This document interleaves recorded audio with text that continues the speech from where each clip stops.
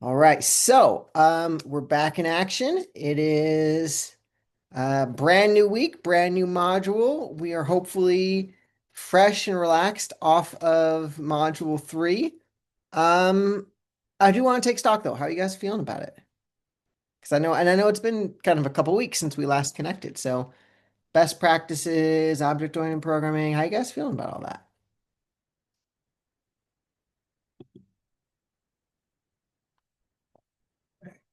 Cool. I got a thumbs up.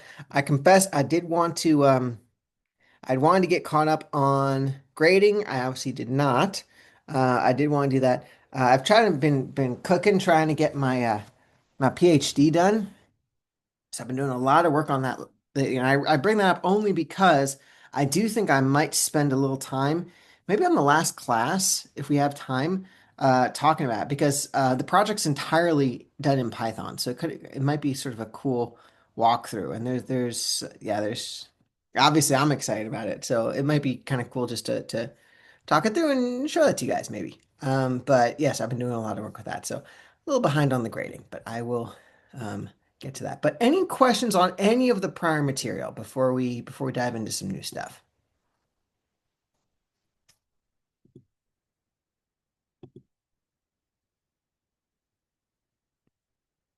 Nope, guys feeling good about everything? Okay. Then well, let's do this. Okay, so again, so today's module four, and along with it is going to be GUI, graphical user interfaces. Generally, you guys familiar with the term GUIs? Fun word to say.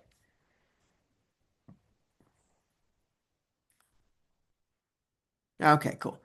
All right, so yeah, perfect. So GUIs, right, is just sort of front end design. It's the user interface design. It is the typically when you write programs, it's the part that your casual user interacts with. And I'm kind of curious, have any of you guys done any front end development? Either web application development or some other um, programming language where you've done GUIs as part of it. Has anybody done any sort of front end development work?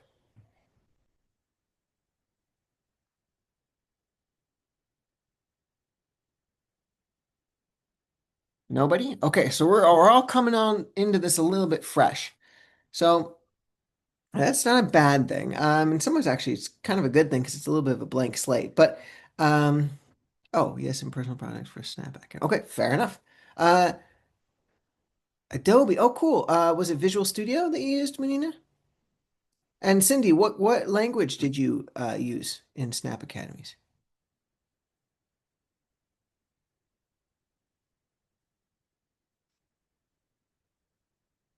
Oh, so you used, oh, interesting. So you were coding in React. Nice. Okay. That's solid. Excellent. Okay. So you did see actually if you were cooking in React, you were working in some pretty solid front end frameworks. Okay. Although I will say, um, it's sort of interesting because obviously React is so for those of you who don't know, React is a web development framework. Hey, bud. Do you have something for me, buddy? Oh, thank you. Do you want to say hi to everybody right now? Yeah. Okay. Oh, guys, teaching assistant Savannah came to say hi. Do you want to wish everybody a good night, sweetie? Good night. Hey, we're learning something very fun. Can you say the word gooey? Gooey? I'm teaching them all about gooeys. What is gooey? Bubba, look. What is gooey? GUI is stands for graphical user interface. GUIs are what makes computer programs look pretty. GUI? Hmm? Is that goo that goes on? Is that goo that goes into your computer? I think that would be even more fun. I think we should teach that instead. Why? Maybe you could teach them about little goo that goes in a computer. I feel like they would like that more than what I was going to teach. Dada, yes, we. You really go on a computer? No, I'm pretty sure you would break your computer if you put goo in it. Why? Huh? Why? Because your computer is sensitive electronic stuff, And electricity doesn't like goo usually. Why? Hey, why? Then I'll put your goo in the middle of computer. Exactly. Hey, buddy, do you want to wish everybody a good night? Good night. And then, okay, yeah, wish them a good night. And then, Good night. yes, sweetie. And then, For you and your customers to share. thank you. Okay, during the break, I'm going to give everybody a bite, okay? And most of it is for you. Oh, okay. Thank you. One bite of Okay. Thank you, sweetie. Okay. Hey, sweetie, go back down to mama, okay? You're sending that up for you. Oh, thank you, honey bear. Okay, close the door behind you, little bud, and go back down to mama, okay? Thanks, kid. You bring it down to mama. Mama will tell you all about it. Hey, bud, go. Gotta go right now, buddy. Close the door behind you. Thanks, dude. All righty. So that was our teaching assistant. Um, okay, yeah, so I was going to talk about React. So React is sort of interesting, right? Because that is an offshoot ultimately of HTML. HTML, CSS, JavaScript, right? It's a web-based framework.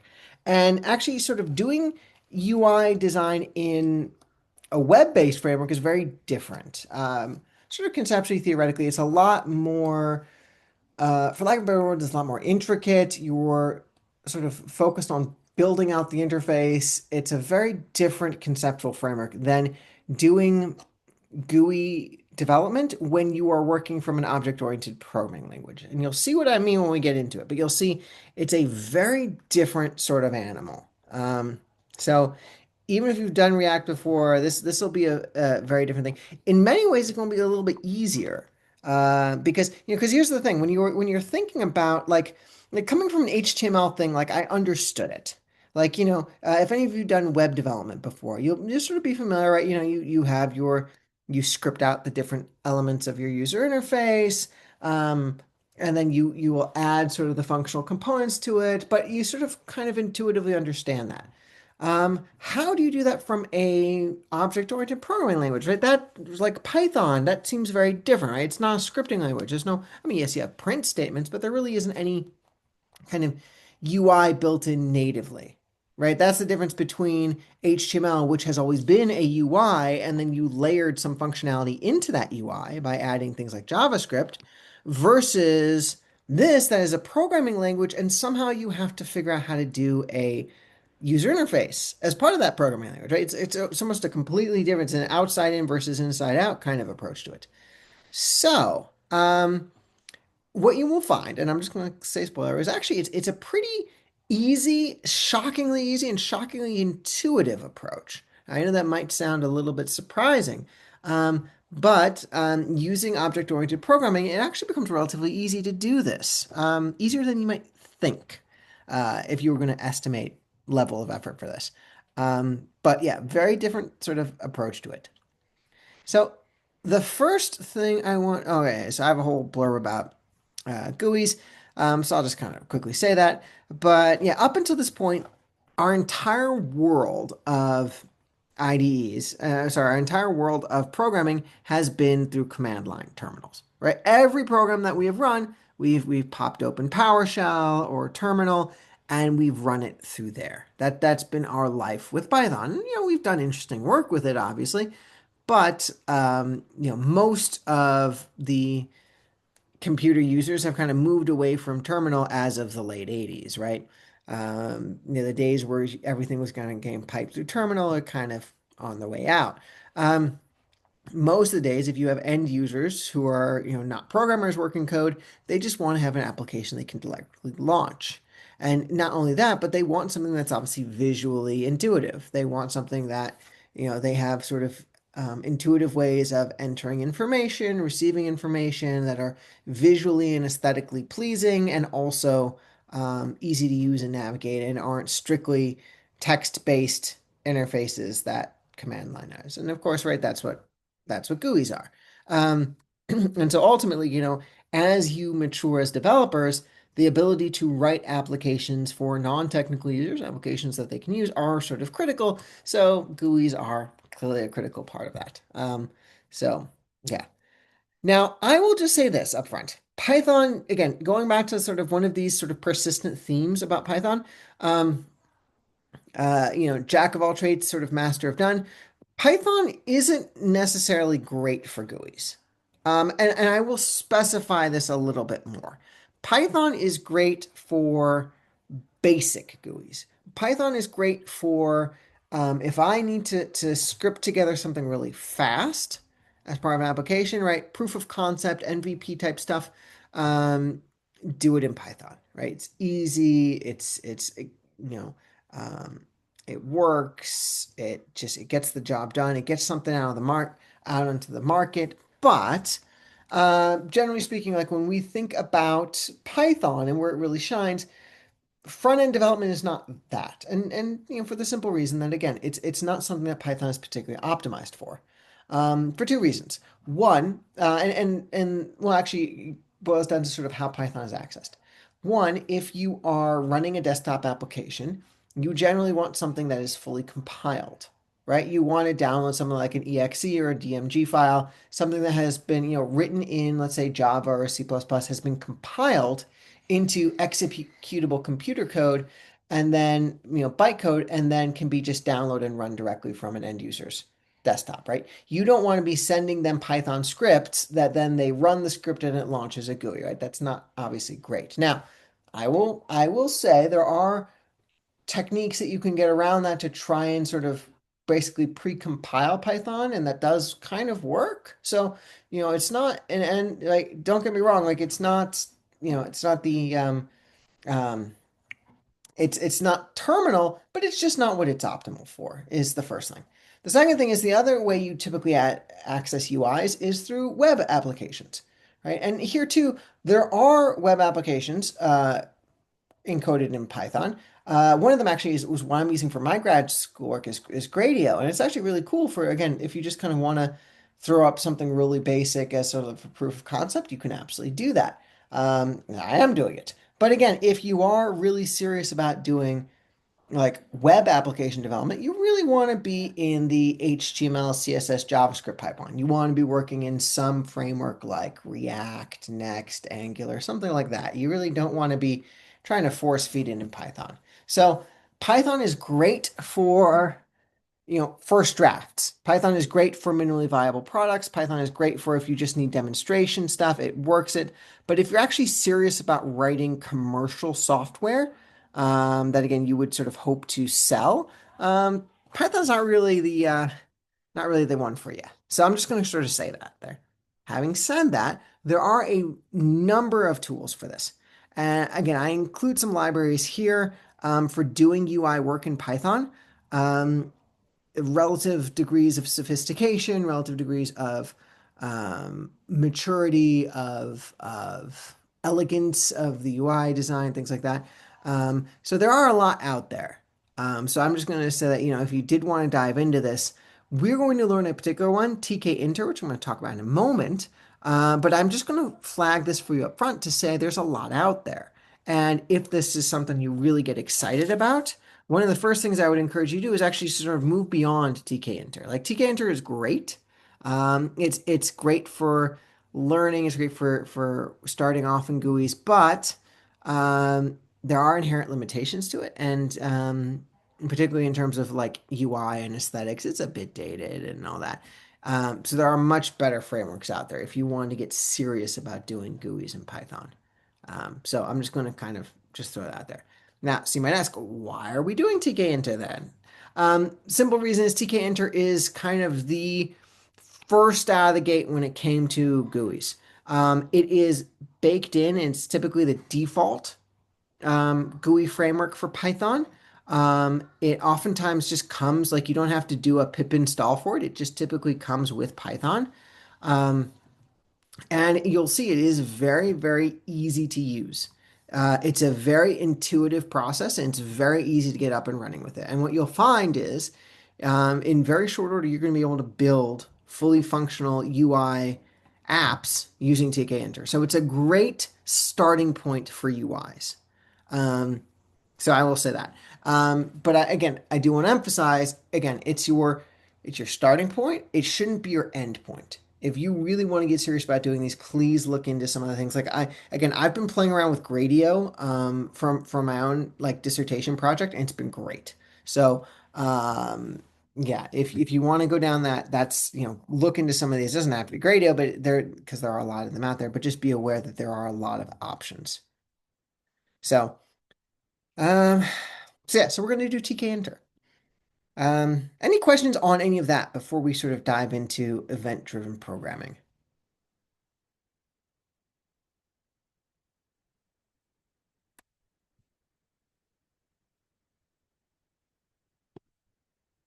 All right, so far so good. Cool. Okay, so before we actually dive in, I know I've been sort of setting the table here for us and a lot. And part of the reason for that is we're just gonna, in very short order, just gonna start diving in and actually just kind of coding up an example together in relatively short order. But um, there is one paradigm that I want to talk about, and that's event-driven programming.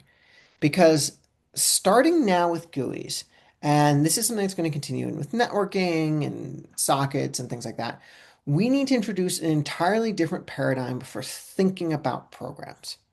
And it is event-driven programming. And what I mean by that is up until this point, whenever you've written a program, it generally has been with the idea of driving towards a definitive conclusion, right? You execute a program and there's sort of a sequence of steps that runs start to finish, and it is designed to have sort of a natural termination to it.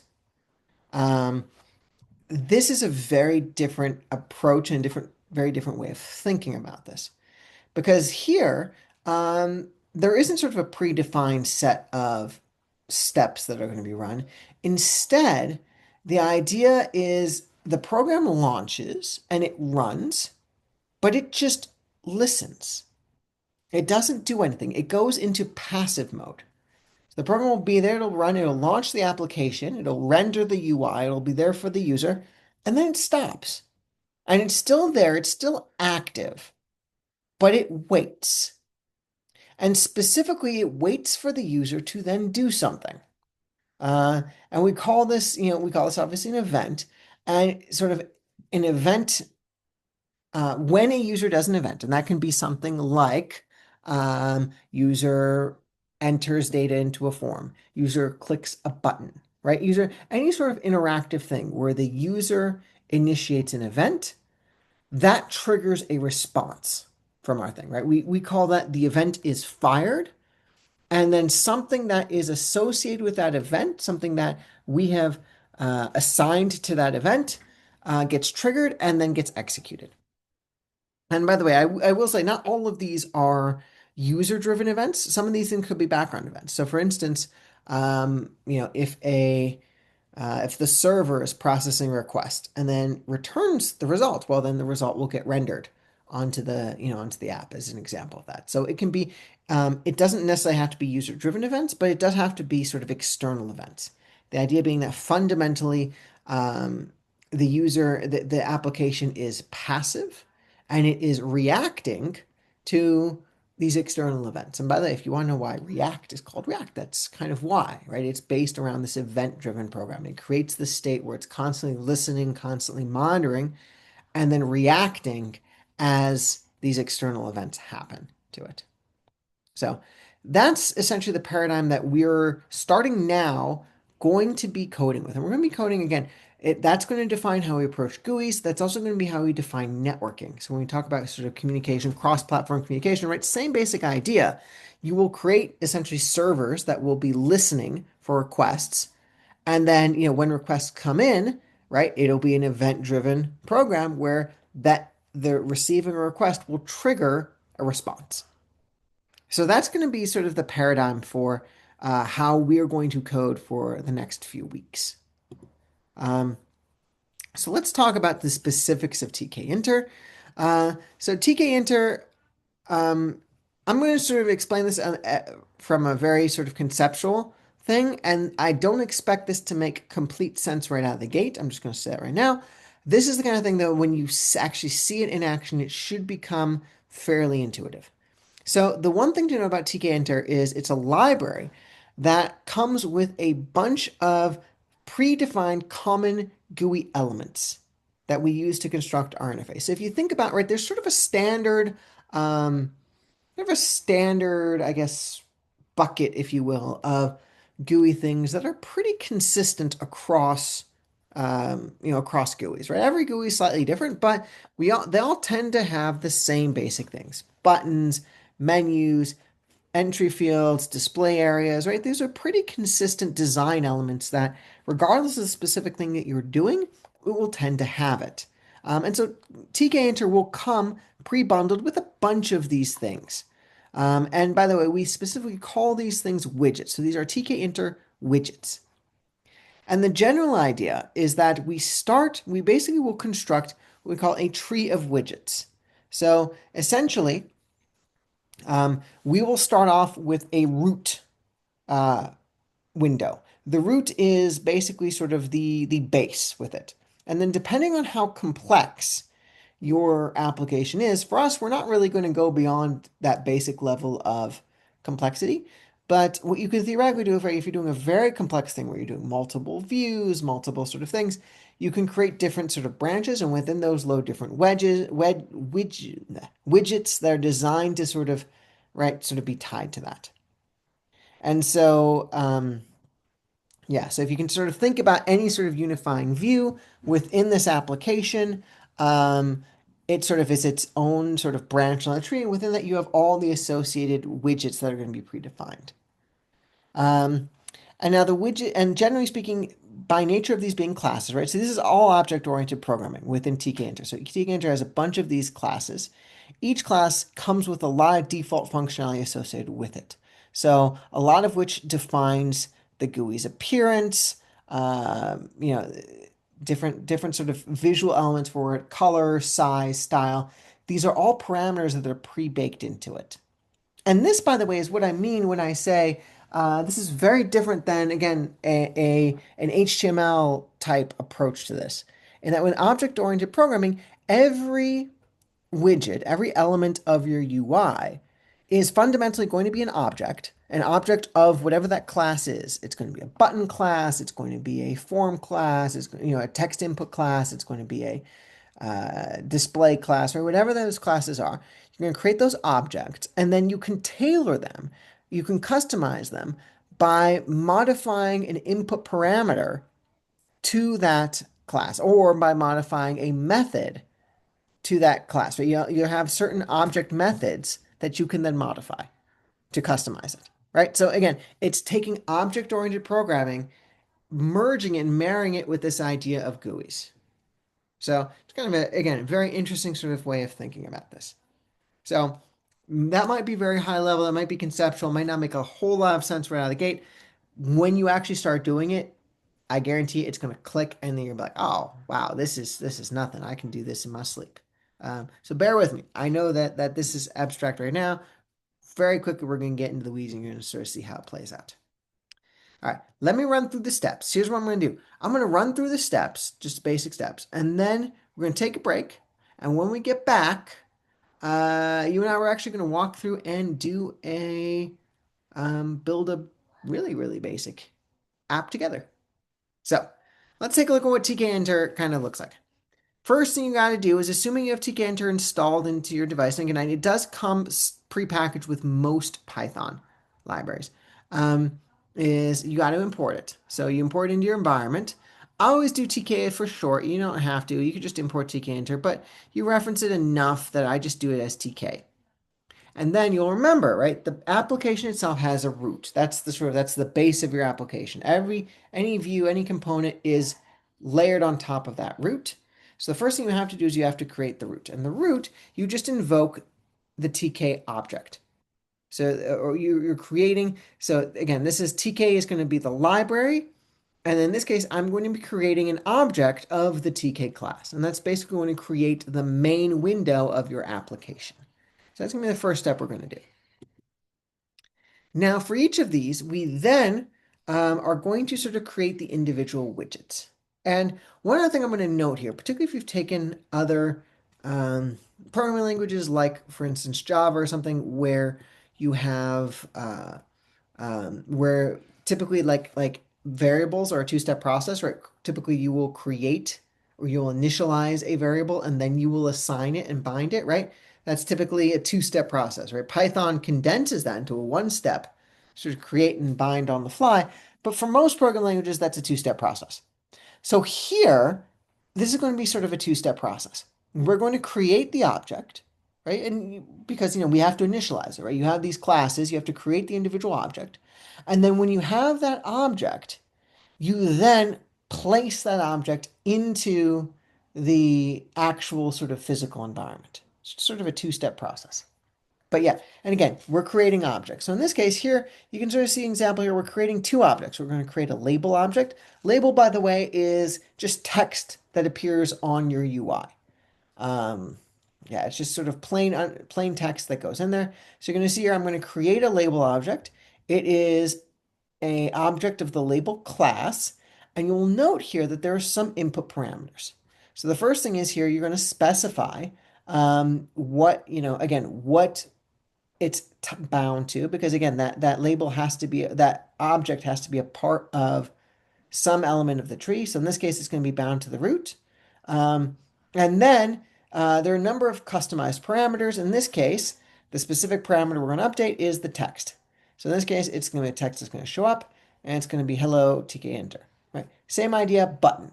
Button again is going to be an object of, in this case, the button class. Again, you're going to bind it to root, and here the text is going to customize whatever the text of the button is going to be. So, and again, you're going to see it, right? It's the same basic process. Any widget that you want to add in take enter is just essentially going to be just an object of that class. So you create it and you customize some of the input parameters that way. So that's step number one. Step number two is then remember, you assign it and then you bind it. Or no, sorry, you initialize and then you bind, right? Two-step process variable. Here, you're initializing the object and then you are placing it in your sort of environment.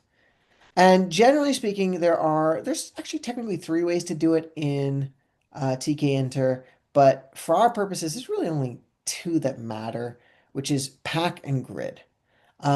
Pack, excuse me, pack organizes them in a just sort of on a singular dimension, so either horizontally or vertically. Again, if you're coming from an HTML world, it's basically like um, it's a flex, right? It's it's literally a flex. It's a single dimensional sort of thing. You're either again uh, stacking them horizontally or vertically. But in this case, you're saying place the label and then right next to it, place the button. And that's either on a horizontal axis or on a vertical axis. You can customize which way that goes. So that's a single dimensional placement. Grid gives you two-dimensional function, which is, you might imagine, right, for most UIs, these are two-dimensional. So you will want, you'll want to place things on the top left corner, the bottom right corner, things like that. So you're going to see here, you can also use the grid placement.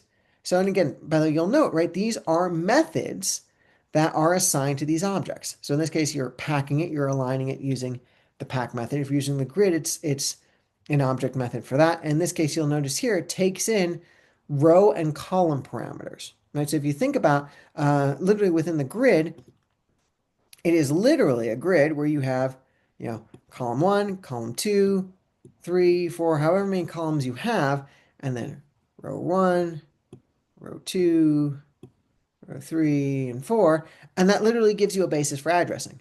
So row zero, column zero, and remember Python being indexed at zero says that's going to be the first one. So, that would put it up here, right? Row one, column zero puts it here. Row two, column two puts it here. And that obviously allows for sort of dynamic two-dimensional placement on your GUI. By just kind of creating this grid and then just specifying again in that two-dimensional axis where this goes. So you can think of rows and columns, you can think of X and Y axis, but it sort of does that. Talk about it later, but are there ways for objects to overlap with each other like position fixed might do? Good question. I'm going to be perfectly honest, Cindy. I don't know if there is in TK Inter.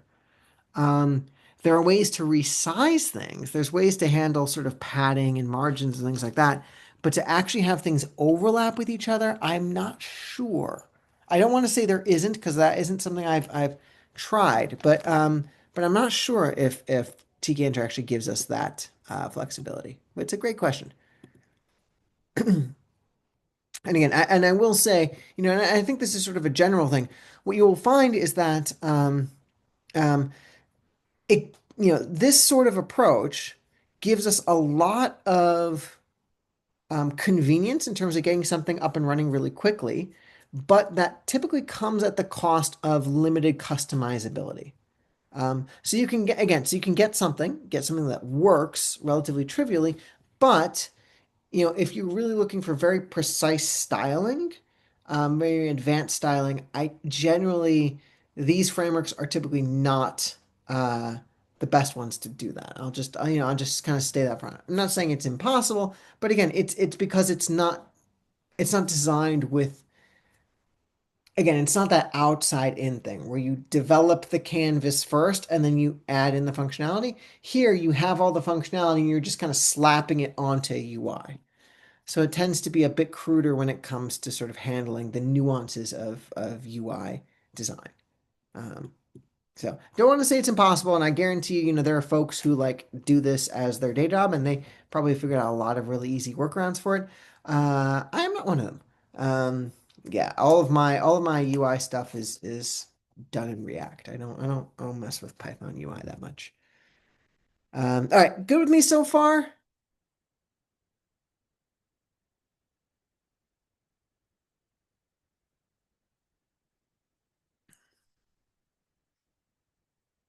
All right, so one more thing I wanted to sort of mention, and then this is pretty much the last thing we need to talk about before we were going to be ready to build our own, is going to be event handling. So we've talked about sort of creating these objects that are, again, designed to capture inputs, capture events, do things like that. But what happens when they actually do it? And this is actually very similar to sort of an HTML thing, but it's the idea that we write certain functional elements. So, and these are literally going to be Python functions. We're going to write these functions, and then when we have those functions, we add.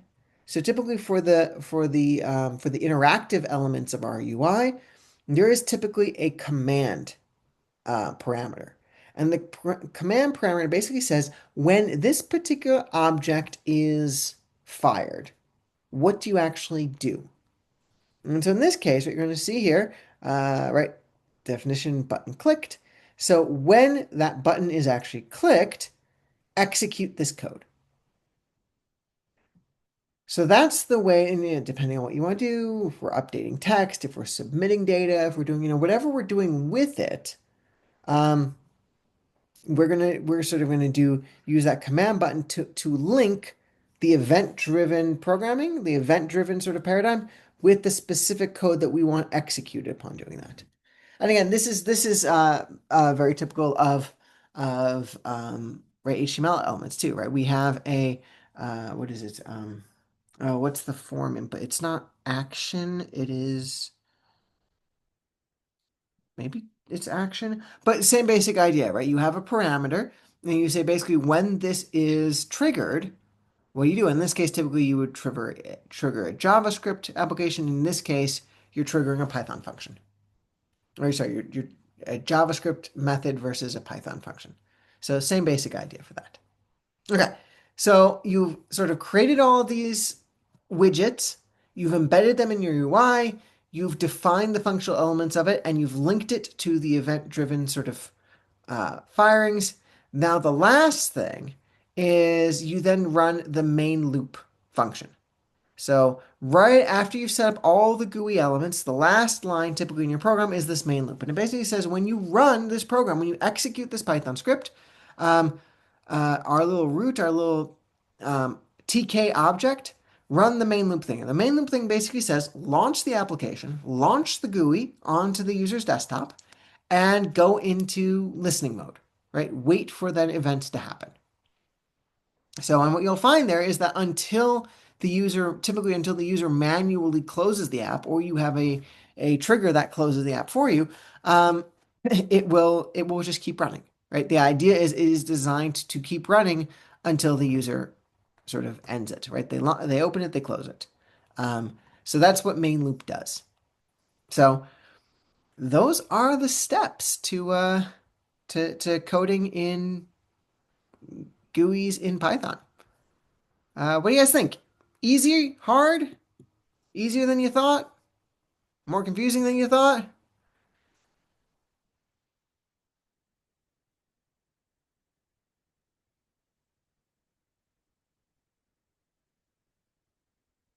Okay, good. Easier than I thought.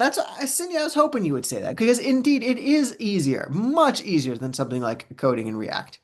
Um, yeah, I remember I actually, before I learned how to do it in Python, I actually learned it in Swift, which is native iOS coding. And again, it's also an object-oriented programming language. It works exactly like this. Again, one of these sort of nice things, right? You learn how to do GUI in one object-oriented programming language. It makes it really easy to do it in others. Like if you picked up, you know, like coding GUIs in Java or coding it in Swift, things like it basically kind of runs on the same basic um, sort of paradigms. So it's really easy to do it. But yeah, I remember I learned this. So I was like, oh wow, like this is very different than I've been doing up to this point, but like really cool and actually kind of easier than I thought. Um, so yeah, different way of thinking about it, but honestly, really quite easy to kind of get up and running with. So yeah, any questions on this?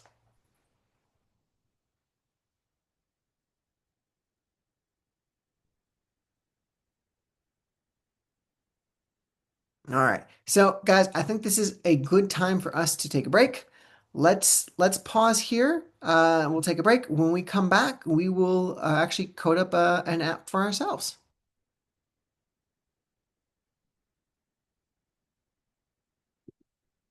All right. And so, oh, it's so we can be. Let's just say, should we just say 7:29?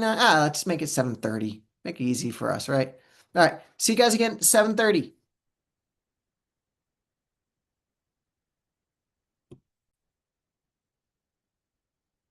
All right. So, and for this app, we are going to, because this class, we only source from the best and the finest. So we are going to take inspiration from our app, from a cinematic masterpiece. It is one of the just one of the defining scenes of just the entire genre from the classic Emperor's New Groove. Do you guys remember this scene? Pull the lever.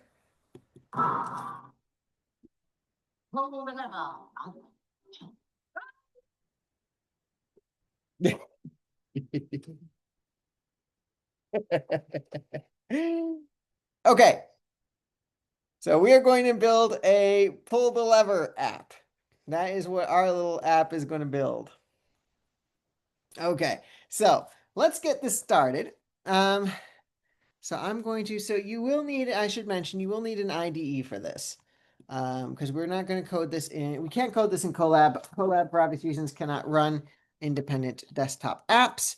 So we're going to do this using whatever IDE you have. So I'm just going to create a new one. I'm going to call this, here, I'm going to call this, I'm going to save this as lever app.py.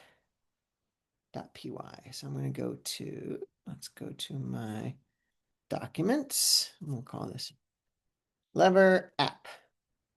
Oh, all right.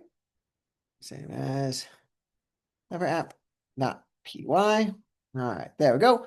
Okay, lever app.py. Okay, so first thing you may remember, first thing we do is we do our import statement, right? We've got to uh, import tk enter. And again, I'm just going to do this as tk for shorthand. Okay, so then, oh, no, as tk. All right, then I'm just going to do a really basic, I'm going to get the basic thing just so we kind of get this running. So you may remember we need to create the root, right? So I'm going to create root, and root is equal to, right? It's going to be an object of the TK class, right? So we're creating a TK object, and that's going to be our root. And then I'm actually going to add something I didn't mention before, but I'm going to add a title to the root. And so that is when you launch the window, because the root's basically going to be the sort of the application window. we're gonna have a little title right up top. And so the title is going to be root dot title. So we're going to use the title method for this, and I'm going to input a string, and I'm just going to say like pull the lever or something. Pull the lever. All right. Then, so the last thing, I'm going to jump way to the end. I'm going to do root dot main loop to actually run it. And now we have the basic framework to actually run an app. It's not going to do anything, but at least we're going to see kind of how this works. So let me see here. Do I have a terminal window open? I think I do. Okay, zoom's in the way. But so I'm going to do, so in terminal, right, you run this the way you would any Python app. So you say Python lever app.py. And now you may notice I have a little dialog that launched here. And you may see like there's nothing in here yet, but you'll notice it says pull the lever. So this is my little lever application. It's not really doing anything yet, but it's there. And actually, let me pause here. Make sure everybody kind of got this, because this is kind of a good place to take stock. So has everyone been able to create a basic app framework and launch that app? So again, you should see a dialog window pop up, a little application window launch, pull the lever.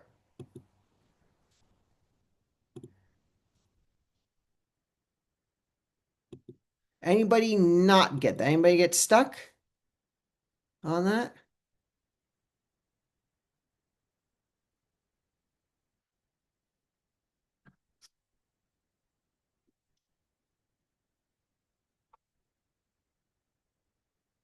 We're good?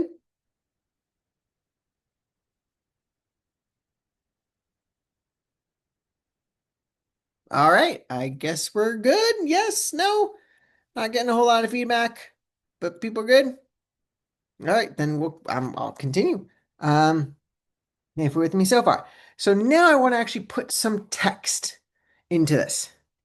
Um, let's see here. So I'm going to say, so I'm going to add, so you may remember the label is the to put sort of plain text on that. So I'm going to first create a new object. I'm going to call it label. So label is part of the TK library. It's an object of the label class. Now, first input parameter is going to be root, right? Because that widget is going to be part of the root.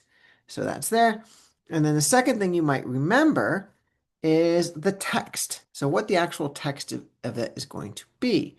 So in this case, text is going to equal. So I'm going to say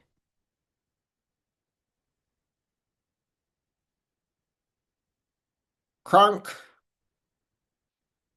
pull the lever. Okay. So now I have created that object. The next thing I have to do is actually insert it there. So you may remember, I then have to pack it. So label dot, I'm just going to do a pack. Okay. So now let's save this again. Let's run this again. And look at that. Crunk, pull the lever. Yeah, we haven't really done much, but look at that. We've got text on our little app. How cool is that? Um, Now I'm actually going to I'll put a button next. I'll just call it the lever. So next we're going to do a button, and button is equal to tk dot button. And again, right, tie it to root. And again, we have text parameters, and this one is going to be the lever. Right? And then next step, we're going to pack this button dot pack. Save the app, run it again. And look at that, we got ourselves a button now. You see, I can push the button. Doesn't really do anything, but I push the button. Okay, y'all with me so far? I told you guys, right? This is delightfully easy to do. So far, so good?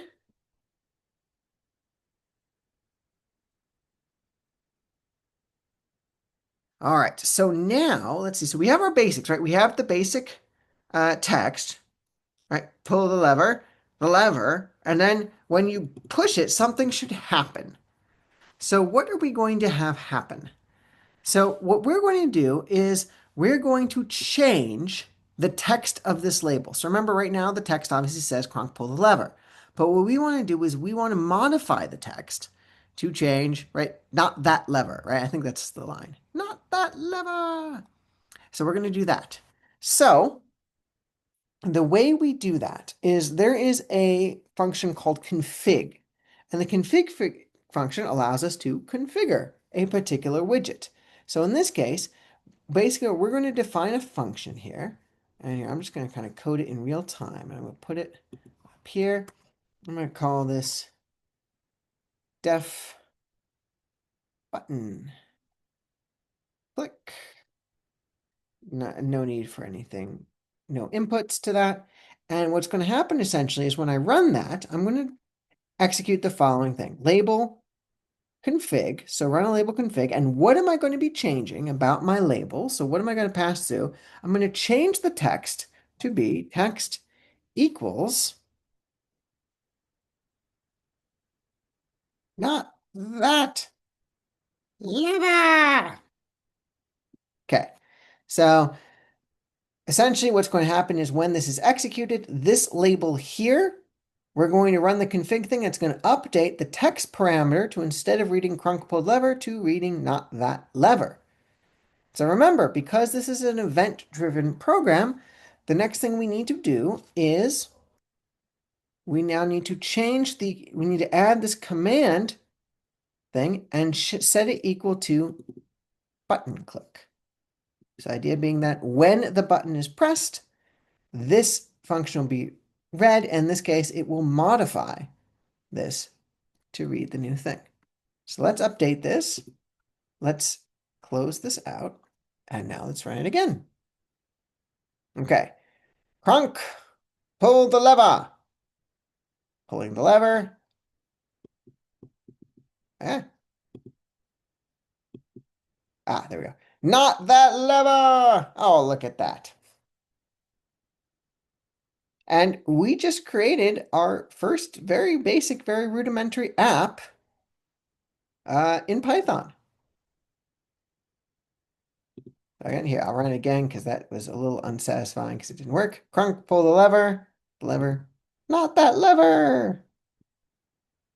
All right, questions with me so far?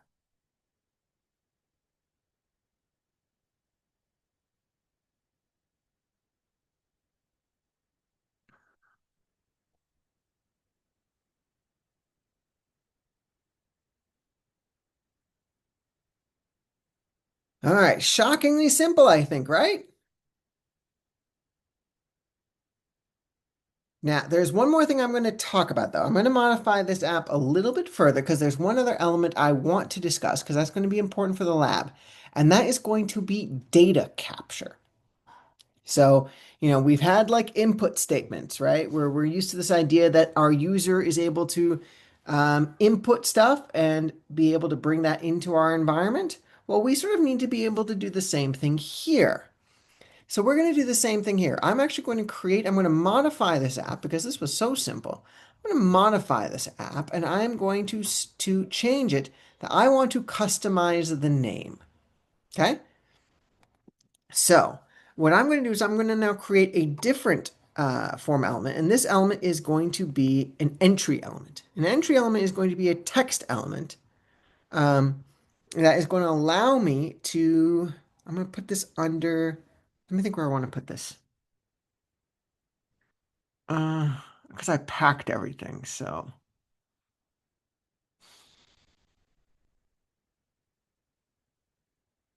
Yeah, I'll do it above the label. Why not? Okay, I'll do this here.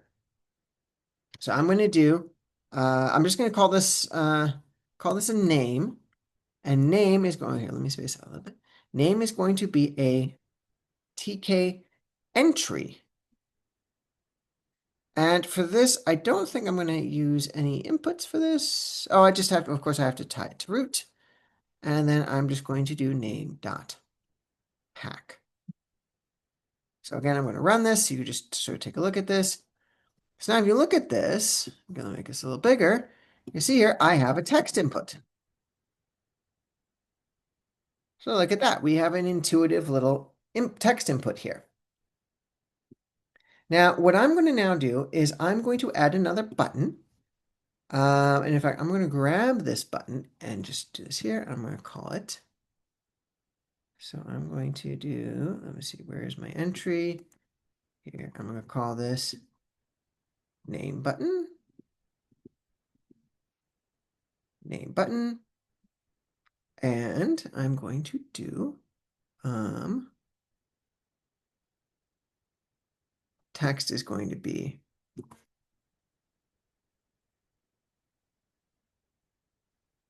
change name. We're going to make this all capital. The lever. Okay. So admittedly, right, this is not going to be a particularly nice UI, but so see here, I now have an entry field here, name, Lionel. I have a change name button, and I have the lever button. Okay. Now, but what I'm going to do now is I want to, so actually, sorry, let me run this again. Here's what I'm imagining for this. Right now, this says Kronk, pull the lever. But what if I want to change Kronk? What if I want to say Cindy, pull the lever? Una, pull the lever. Munina, pull the lever, right? I want to be able to do that. So what I'm going to do is I'm going to create a new logic that if I click the change name, this changes to Kronk, from Kronk pull the lever to Munina pull the lever. And then if I pull the lever, it'll still be not that lever. Okay, so that's what I'm going to do here. And again, the reason I want to do this is I want to show you how we can take information from a UI form, bring that into our little environment. So I'm going to create a brand new method here. I'm going to call this def change name. Again, no inputs to that. Now, the first thing I'm going to do is I'm going to store my inputs. I'm going to call this input name. And input name is equal to, so in this case, I'm going to call a method, specifically the get method from the entry. So the entry class has a get method. So again, we have the name object here. So it's going to be name.get. And essentially what that says is that when this function is triggered, when this thing is triggered, whatever happens to be in that text field at that time, grab it. So, right, you can type whatever you want there. You can just keep typing. It's fine, it's fine, it's fine. The moment this triggers, at that instant, whatever happens to be in that text field, grab it, store it in this variable here. Okay, so that's what the get method does. So it takes whatever's in that input entry field and grabs it and stores it. So now we have it stored as a variable. Now that we have that stored as a variable, well, then obviously we can do again a label config, but instead of changing it to not that lever, I can do label config. In this case, I'm going to set text equal to, and here now I'm going to do a formatted string where I'm going to say, instead of, where is Kronk pull the lever, I'm going to change this to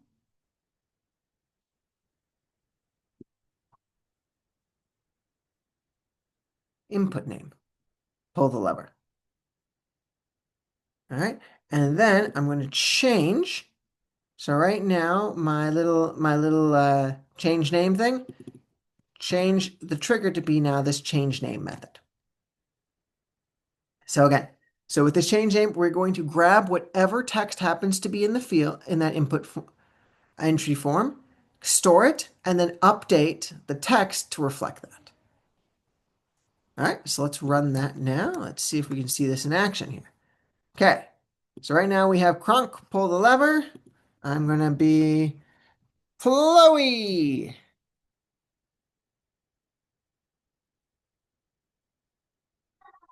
Chloe, and then I'm going to change name, and Chloe pull the lever. Munina, pull the lever. Una, pull the lever, and then finally pull the lever. Not that lever. All right. So that, in a nutshell, is how you do basic UI programming in Python. Like I said, it's shockingly easy, isn't it? Who would have ever thought within like an hour you'd be like, yeah, I can do basic UI stuff in Python, like no problem. Totally chill.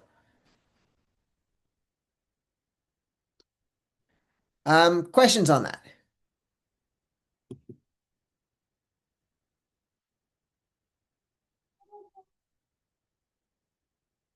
So you feeling that? So far, so good? All right. Last thing I got up for tonight is we got to talk about our lab for this week. And I think we just kind of went over everything we needed for this.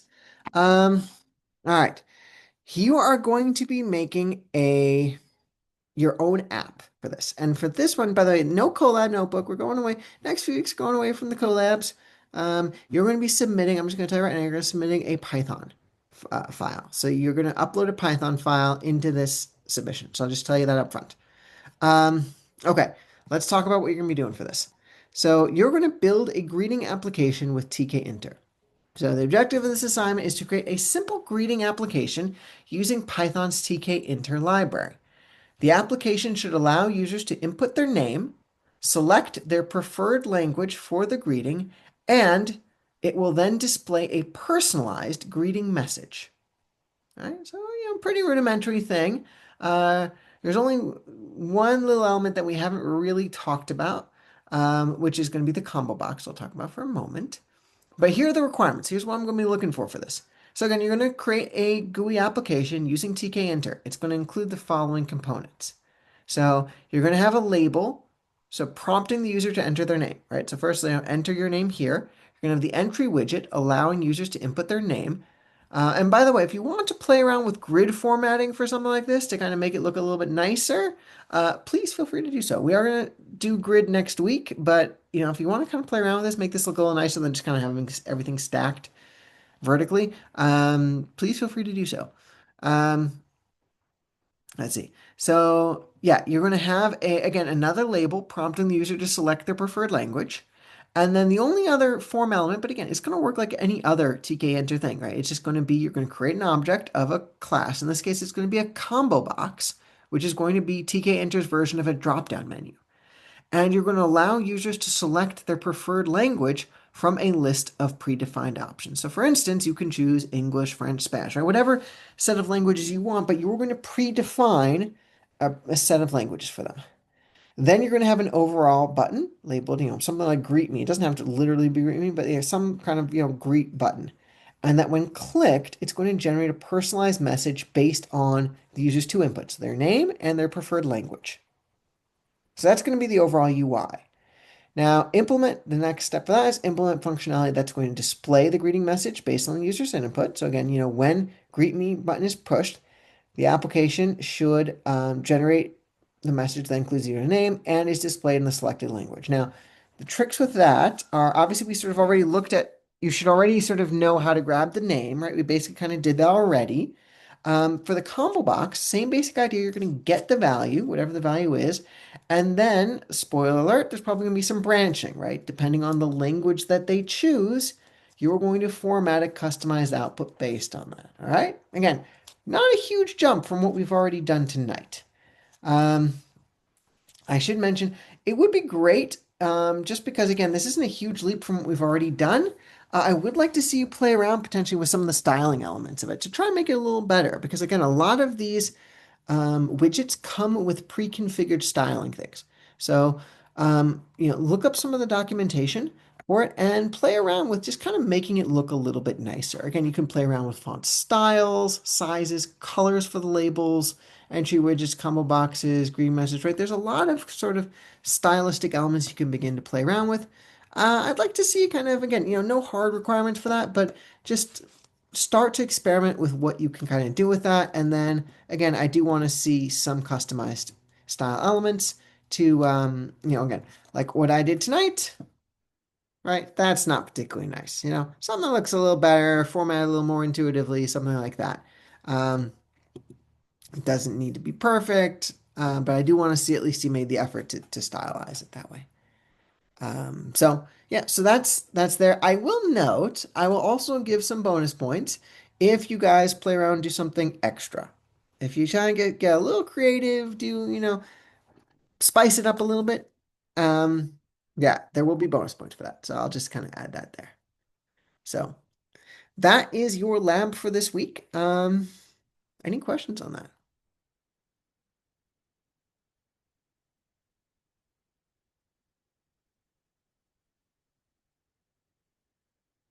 No, you guys feeling it?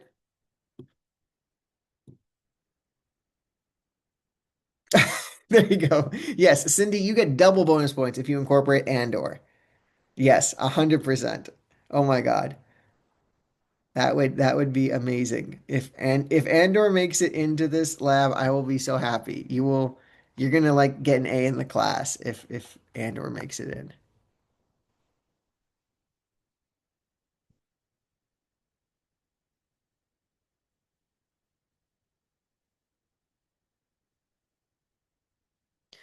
All right. I guess I'll end the recording on that note.